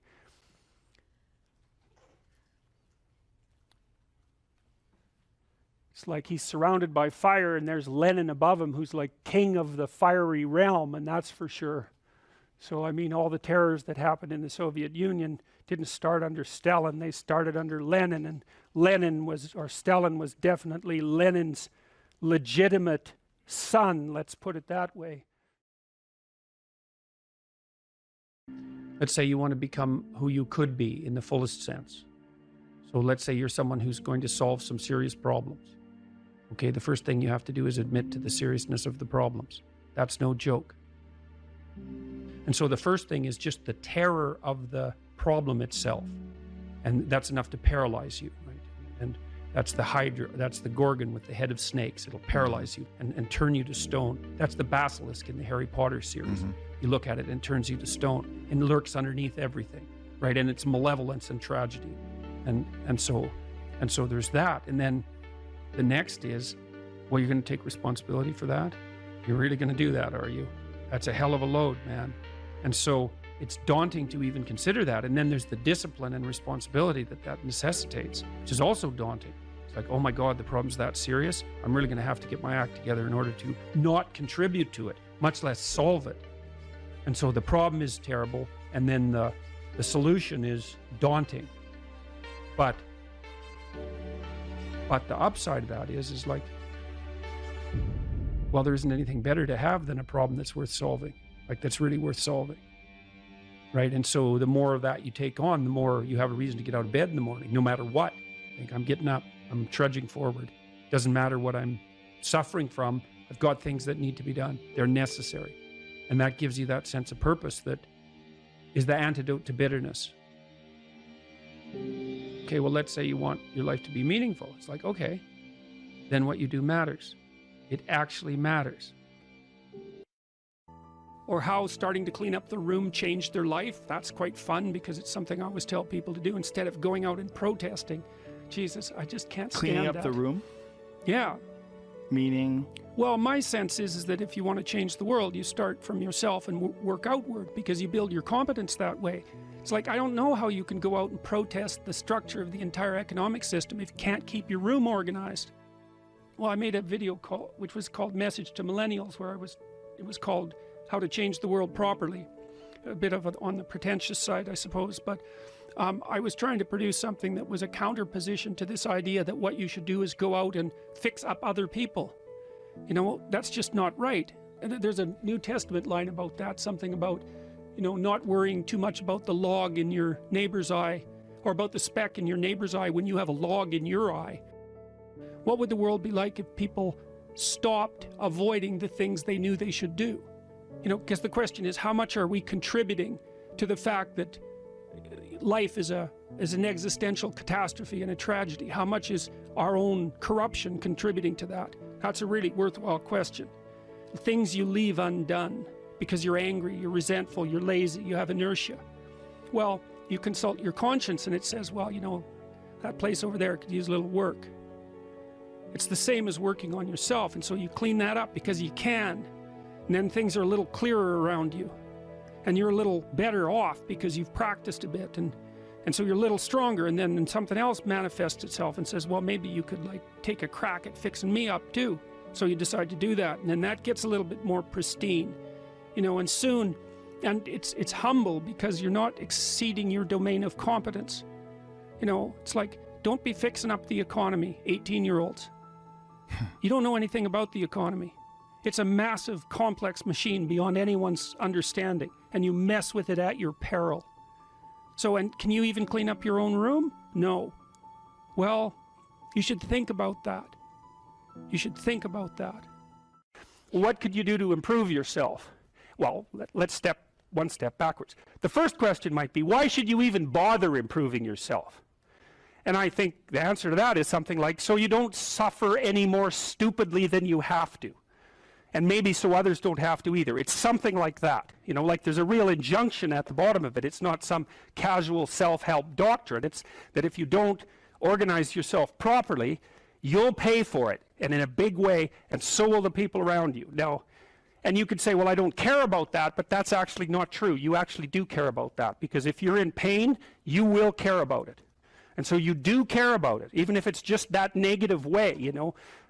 It's very rare that you can find someone who's in excruciating pain who would ever say, well, it would be no better if I was out of this. It's sort of pain is one of those things that brings the idea that it would be better if it didn't exist along with it. It's incontrovertible. So you get your act together so that there isn't any more stupid pain around you than necessary. Well, so then the question might be, well, how would you go about getting your act together? And the answer to that, and this is a phenomenological idea too, it's something like, look around for something that bothers you and see if you can fix it. So now you think, well, let's say you go into you can do this in a room. It's quite fun to do it just when you're sitting in a room, like a room, maybe your bedroom. You can sit there and just sort of meditate on it and think, okay, if I wanted to spend 10 minutes making this room better, what would I have to do? And you have to ask yourself that, right? It's not a command, it's like a genuine question.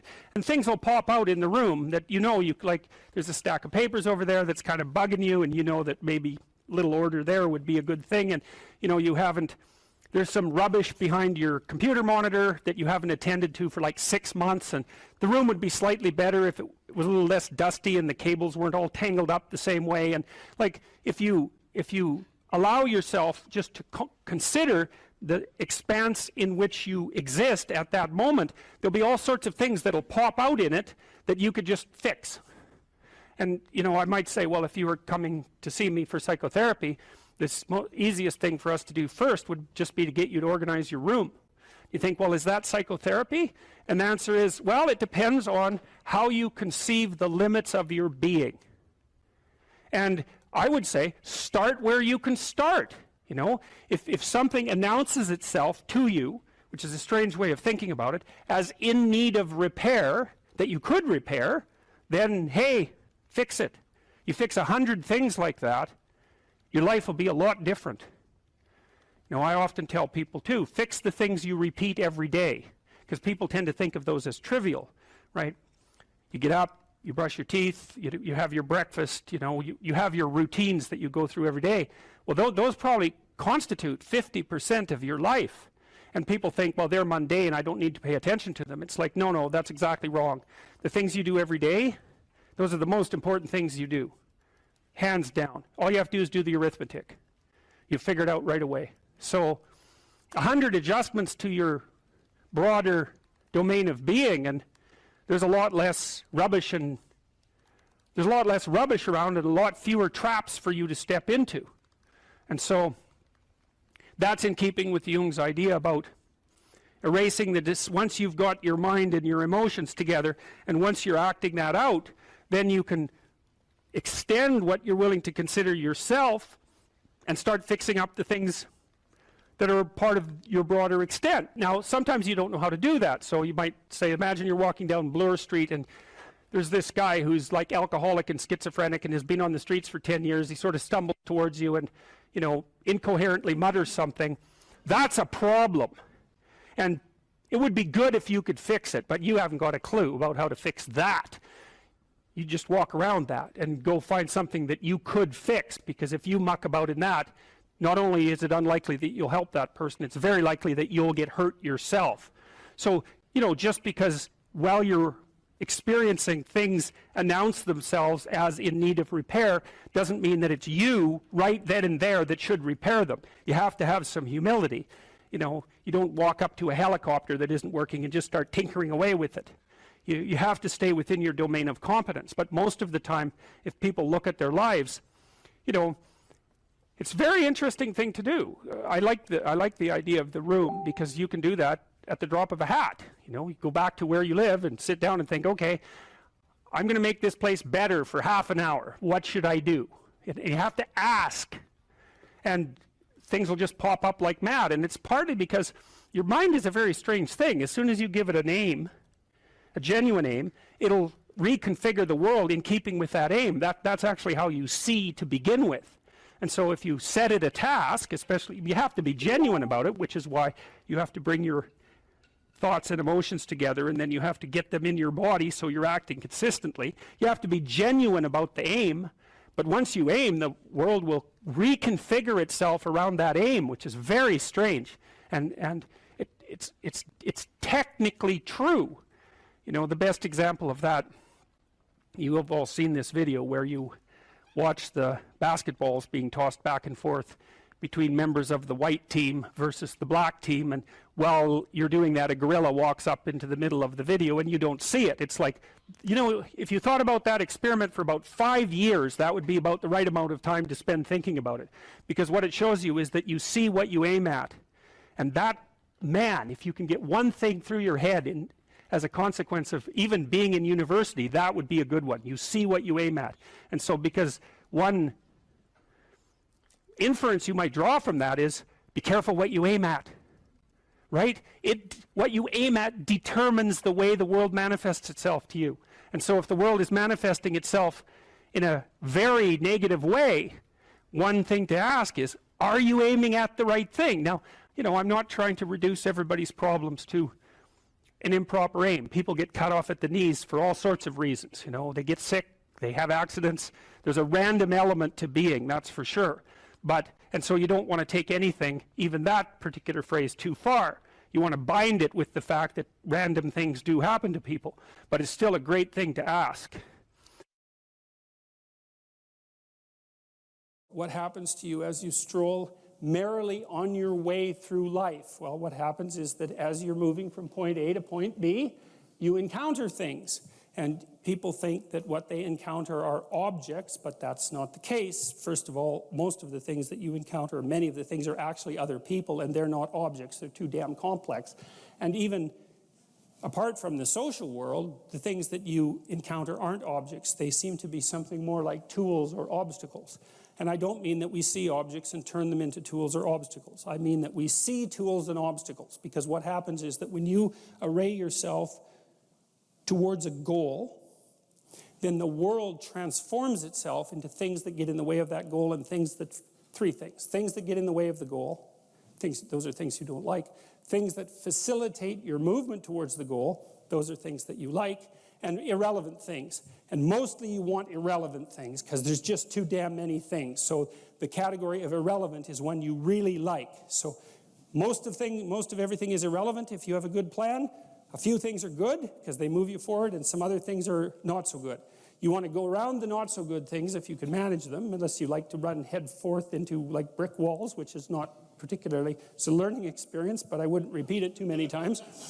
You want the world to array itself as a set of, we could say, tools. Now, what happens is that you have this perceptual system that's mediated by dopamine. It's the same system that cocaine activates, or methamphetamine, or the drugs that people really like to take. And it's the dopaminergic system that responds with positive emotion to indications that you've encountered something that will facilitate your movement towards a goal. And that's really important to know, because people tend to think that they're happy because they achieve goals, and that's not true. What's true, because as soon as you achieve a goal, then you have a problem, which is what's the next goal. And that's actually a big problem. You encounter that as soon as you graduate from university, for example. That's right. I made this joke before. Graduation day, you're like king of the university hierarchy, undergraduate hierarchy. Day after, you're unemployed potential Starbucks employee, right? So it's like, so obviously the accomplishment per se as a source of reward is problematic, because when you accomplish, you run the frame to its end, and then you have the problem of needing a new frame. So that's a problem. But if what you're encountering instead are things that will move you along your way, it's like, hey, that's great, and that's where you get your positive motivation. And so that's really that's so much worth thinking about. You can think about that for a year, and that wouldn't even be enough to think about it, because here's what it means. It means, in some sense, that the Buddhists are right with their claim about Maya, M-A-Y-A, which means that people live in an illusion. And what they mean by that is, well, you have goal, whatever your goal is, and that goal gives relevance to the world. And you could change the relevance of the world in a snap, just by changing your goal. You can do that. And so then you think, well, it's sort of an illusion, because you can just change it. Now, you don't want to push that line of argumentation too far, because even if the specific point can be changed, the fact that you're in one of these frames cannot be changed. And so you have to be in a frame, although you get to pick the frame. So there's still an absolute there, which is that you have to be in a frame, and that is not a trivial absolute. It's a very major absolute. So then you think, okay, all of your positive emotion is going to be experienced in relationship to the goal. Well, then we think, well, you could use some positive emotion. It's a good thing. Positive emotion inhibits anxiety and disappointment and frustration and pain. It does all that. Technically, it does that. That's why a football player with a broken thumb who wants to score a touchdown can go out there and, play the football game, even though it's a kind of an arbitrary goal, right? It's like, really, you're going to go out there and like risk your hand to fire a pigskin through some poles? It's like, well, you can say the same sort of cynical thing about most of the things that people do, but you can't say the cynical thing about the fact that they have to do things. So you have a point, you have your aim, you have your ambition, and then that's what turns the world into a potentially positive place. And here's the kicker. This is so cool. The higher the aim, the more the positive emotion. So that's you think, well, why should I bother? Why should I bother doing something lofty and difficult? It's like, because it's worth it. That's why. Because the alternative is stupid suffering. Because really, because what happens is, like, you don't need a framework in order to suffer. You can just lay there day after day and suffer, right? That's easy. So that's the default condition. If you don't have a lofty ambition, then you suffer miserably. And the reason for that is life is really complex, short, finite, full of suffering, and beyond you. And so you can just lay there and think about that, and it's horrible. And so that's not helpful. It's just not useful. And so, people often say life is meaningless. It's like, no, it's not. That's wrong. Because if it was meaningless, that'd be easy. You could just sit there and do nothing, and it wouldn't matter, right? It'd be like you were like a lobotomized sheep. It's just irrelevant. But that isn't what happens. When people say that life has no meaning, that isn't what they mean. What they mean is, I'm suffering stupidly and intensely, and I don't know what to do about it. Well, the suffering is meaningful. It's just not the kind of meaning you want. So how do you get out of that? You note the baseline of suffering, which is very, very, very, very high. And then you say to yourself, okay, I need to do something that justifies that. And that's not so easy, because the baseline for suffering is high. If you're going to make something of yourself, let's say, so that it's worthwhile to exist in the world, then you have to aim at something that's so well structured that you can say, yeah, earthquakes, cancer, death of my family, dissolution of my goals, ultimate futility of life, and the heat death of the universe. Hey, it doesn't matter, it's worth it. If you're hungry, it's not a deterministic drive. It's a subpersonality that has a goal, and then it has a bunch of action patterns that are going to work in reference to that goal. It has a bunch of perceptions that suit that goal, and it organizes your emotional responses around that goal. And so to think about it as a personality is it's a much more intelligent way to look at it. One of the things about Skinner's rats, Skinner could get rats to do almost everything, and he would reward them with food. And so he had a simple rat model, but his rats were starved down to 75% of their normal body weight. So not only were they not social, gregarious rats like rats are, because they were isolated, they were genetically altered from wild rats, but they also weren't as complex as a real rat because they were starving.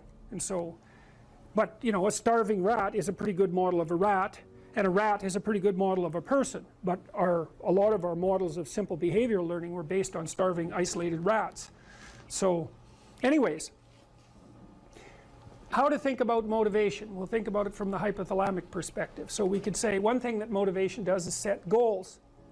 And we could say that emotions track progress towards goals.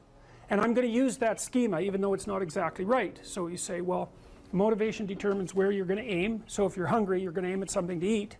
And then that will organize your perceptions so that you zero out everything that isn't relevant to that task, which is almost everything. You concentrate on those few things that are going to facilitate your movement forward. When you encounter those things, that produces positive emotion as you move through the world towards your goal, and you see that things are laying themselves out that facilitate your movement forward. Those things cause positive emotion. And if you encounter anything that gets in the way, then that produces negative emotion, and it can be like threat, because you're not supposed to encounter something that gets in the way. It can be anger, so that you move it away. It can be frustration, disappointment, grief. Those would, if you had a response that serious to an obstacle, it would probably punish the little motivated frame right out of existence. You know, so you walk downstairs and, I don't know, the contracting company has set a wrecking ball through your kitchen. It's like, that's going to be disappointing. You're not going to keep eating the peanut butter sandwich in the rubble. That little frame is going to get punished out of existence, and some new goal is going to pop up in its stead. And you know, one of the things we're going to try to sort out is, how do you decide when you've encountered an obstacle that's so big that you should just quit and go do something else? Because that's not obvious. You know, and you can get into counterproductive persistence pretty easily. So we don't know how people solve that problem. It's a really complicated one. So anyways, we're going to work on that scenario. Your hypothalamus pops up micro goals that are directly relevant to biological survival. That produces a frame of reference. So it's not a goal, it's not a drive, and it's not a collection of behaviors. It's a little personality. And the personality has a viewpoint, it has thoughts that go along with it, it has perceptions, it has action tendencies, all of that. You can see this in addiction, most particularly. So one of the things that you find often with people who are alcoholic is they lie all the time. And that's because when they've built a little alcohol dependent personality inside of themselves, or a big one, maybe it's 90% of their personality, and one of the things that consists of is all the rationalizations that they've used over the years to justify their addiction to themselves and to other people. And so the addiction has a personality, you know, and so when the person is off, or maybe they're addicted to meth or something like that, where, you know, the addiction is more, it's more short-term powerful, than I would say, than an alcohol addiction. They'll say anything, and the words are just tools used to get towards the goal. And if they happen to be deceptive, whatever, it doesn't matter. They're just practical tools to get towards the goal. And then when you get towards the goal and you take a nice shot of meth or something like that, you reinforce all those rationales that you used to get the drug, and then the next time you're even a better deceiver and liar. So okay, so we're going to say motivations, one way of thinking about it is they set goals, but it's not the right way of thinking about it. They produce a whole framework of interpretation. And so we're going to think about that framework of interpretation. And then emotions emerge inside of that. So that's it. So the world is framed, motivation set goals. You could say the world has to be framed. So motivation sets that frame. Goals, emotions, perceptions, and actions. And then actions track progress. So positive emotion says you're moving forward properly towards your goal. And if you encounter something you don't expect, you stop. That's anxiety. It's like, oh, we're not where we thought we were. And so we don't know what to do, so we should stop, because we don't know where we are or what we're doing. Stop, frozen. And then the more powerful negative emotions like pain, they might make you get out of there. So emotions, forward, stop, reverse. That's your emotions within that motivated frame. So, and that's another example of how your mind is embedded in your body. Your emotions are like they're offshoots of action tendencies. That's the right way to think about it, because action is everything fundamentally. So what are some basic motivations? Most of these are regulated by the hypothalamus, by the way, and that tells you just how important a control system it is. The other thing that's useful to know about the hypothalamus is that it has projections going up from it that are like tree trunks, and inhibitory projections coming down that are like grapevines. So you can kind of control your hypothalamus as long as it's not on too much, but if it's on in any serious way, it's like it wins. So partly what you do to stop yourself from falling under the dominion of your hypothalamus is to never ever be anywhere where its action is necessary, right? You don't want to go into a biker bar, because you might find yourself in a situation where panicked defensive aggression is immediately necessary. You probably don't want that. You don't want the panic, you don't want the terror, you don't want the frenzied fight, you don't want any of that. You don't want to have to run away in absolute panic. So you just don't go there. And a huge part of how we regulate our emotions is just by never going anywhere where we have to experience them. And so that has very little to do with internal inhibitory control and everything to do with staying where you belong. So, okay. So, basic motivations. Hunger, thirst, pain. Pain is not regulated by the hypothalamus. That's a different circuit. Anger/aggression. Thermoregulation. Panic and escape. Affiliation and care. Sexual desire. Exploration. Play. And you can kind of break those in. You can kind of break those into the classic Darwinian categories too and say, well, there's a set of motivations that go along with self-maintenance. That'd be your survival, ingestive and defensive. See, I've sort of coded them there. So the self-maintenance, there's an ingestive set of basic motivations that go with self-maintenance. You say that's hunger, thirst. There's a set of defensive motivations, pain, anger, thermal regulation, panic, and escape. And then there's motivations that are associated with reproduction, affiliation, care, and sexual desire. And then I put exploration and play sort of outside of that. I would say because those two things serve both of these approximately equally.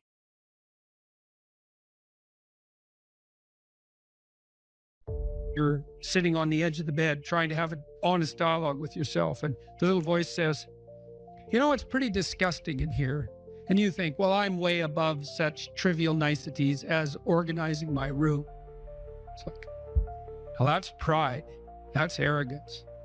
If you're above organizing what's actually yours, how in the world are you ever going to organize anything else? And so you get on your knees and you think, well, it's time to, you know, take a brush to the toilet. And maybe that's where you start. And that works. Like, that works. You start making those micro improvements, like real micro improvements, real on the ground, actual micro improvements to things you know that are wrong, you'll improve unbelievably rapidly. There's always people out there who are doing far better than you on pretty much anything you want to imagine. And if all you're doing is seeing yourself in their reflected light, let's say, then it's going to be pretty damn dismal. But it's not a good comparison because, well, first of all, there's danger in just comparing yourself to others, period, because they're not you. And God only knows what struggles they had to undertake to get to where they were, or what burdens they're currently carrying that you're not aware of. But you can certainly contrast yourself with yourself. And that's a lot better. It is the only way. Well, it's also the only way of really measuring anything approximating proper improvement. You can actually tell when you're a little better than you were yesterday. Right. And you can actually do that. That's another thing that's so interesting about it, is that you can actually make yourself a little better in some way, pretty much, well, I don't know if it's at every moment, but you can certainly do it every day. Let's say you want to become who you could be in the fullest sense. So let's say you're someone who's going to solve some serious problems. Okay, the first thing you have to do is admit to the seriousness of the problems. That's no joke. And so the first thing is just the terror of the problem itself. And that's enough to paralyze you, right? And that's the Hydra, that's the Gorgon with the head of snakes. It'll paralyze you and turn you to stone. That's the basilisk in the Harry Potter series. You look at it and it turns you to stone and lurks underneath everything, right? And it's malevolence and tragedy.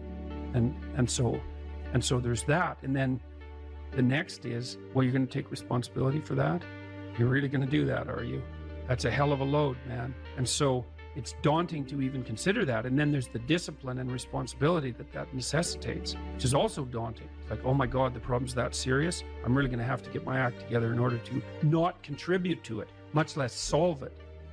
And so the problem is terrible. And then the solution is daunting. But the upside of that is like, well, there isn't anything better to have than a problem that's worth solving, like that's really worth solving, right? And so the more of that you take on, the more you have a reason to get out of bed in the morning, no matter what. Like, I'm getting up, I'm trudging forward. Doesn't matter what I'm suffering from. I've got things that need to be done. They're necessary. And that gives you that sense of purpose that is the antidote to bitterness. Okay, well, let's say you want your life to be meaningful. It's like, okay, then what you do matters. It actually matters. Or how starting to clean up the room changed their life. That's quite fun because it's something I always tell people to do instead of going out and protesting. Jesus, I just can't stand Cleaning up that. the room? Yeah. Meaning? Well, my sense is that if you want to change the world, you start from yourself and work outward because you build your competence that way. It's like, I don't know how you can go out and protest the structure of the entire economic system if you can't keep your room organized. Well, I made a video which was called Message to Millennials, where it was called How to Change the World Properly. A bit of it on the pretentious side, I suppose, but I was trying to produce something that was a counterposition to this idea that what you should do is go out and fix up other people. You know, that's just not right. There's a New Testament line about that, something about, you know, not worrying too much about the log in your neighbor's eye, or about the speck in your neighbor's eye when you have a log in your eye. What would the world be like if people stopped avoiding the things they knew they should do? You know, because the question is, how much are we contributing to the fact that life is an existential catastrophe and a tragedy? How much is our own corruption contributing to that? That's a really worthwhile question. The things you leave undone because you're angry, you're resentful, you're lazy, you have inertia. Well, you consult your conscience and it says, well, you know, that place over there could use a little work. It's the same as working on yourself, and so you clean that up because you can. And then things are a little clearer around you.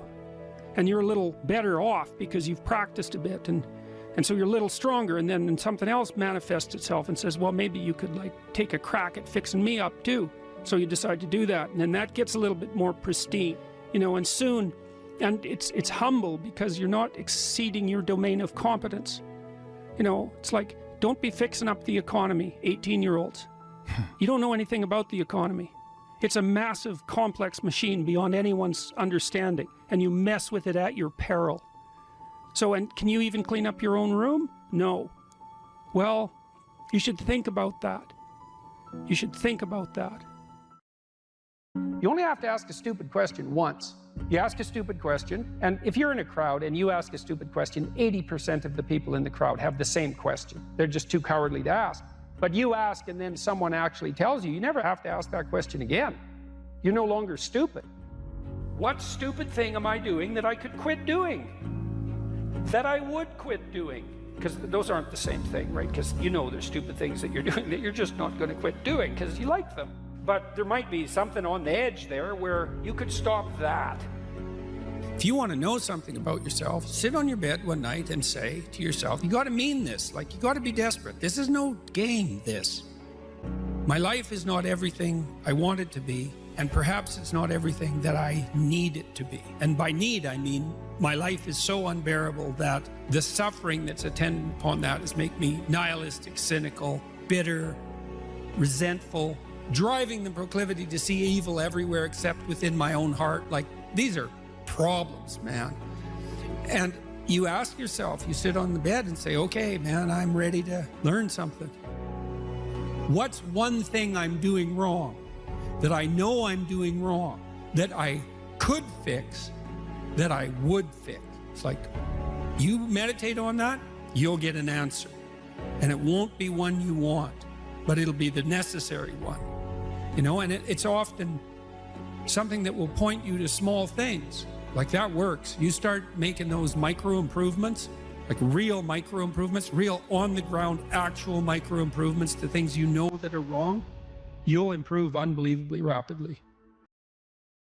There's never been a better time for the majority of people to be alive. And the future, although we're vulnerable and terrible things can always happen to us, it's hard to make a case that the future doesn't look comparatively positive.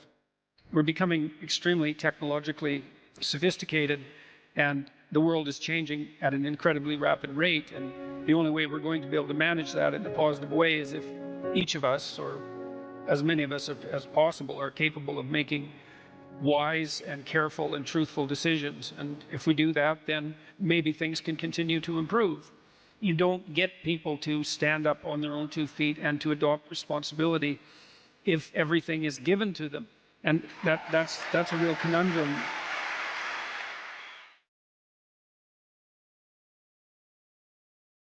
One of the things that you can, I think this heightens the meaning in your life, is to try to do difficult things, right? Aim high. Don't aim so damn high you can't manage it, and make sure you break down your aims into reasonably attainable sub-goals, but you want to aim high, and then you want to see how hyper efficient you can get.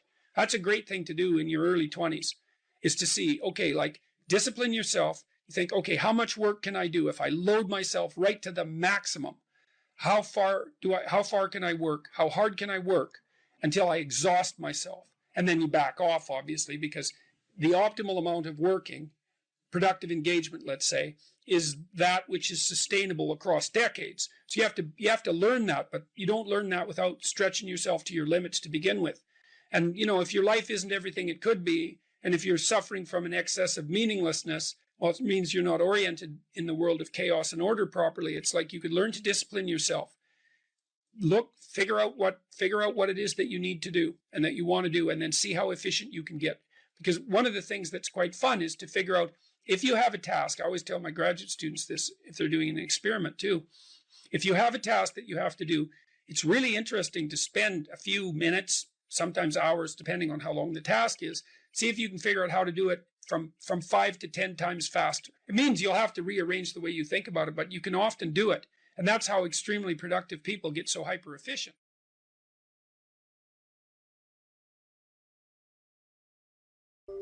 So that's an interesting thing. Well, so let's say you go over your past with a fine-tooth comb and you decide you're going to take responsibility for everything that you did that was wrong and everything that you failed to do that you could have done that was right.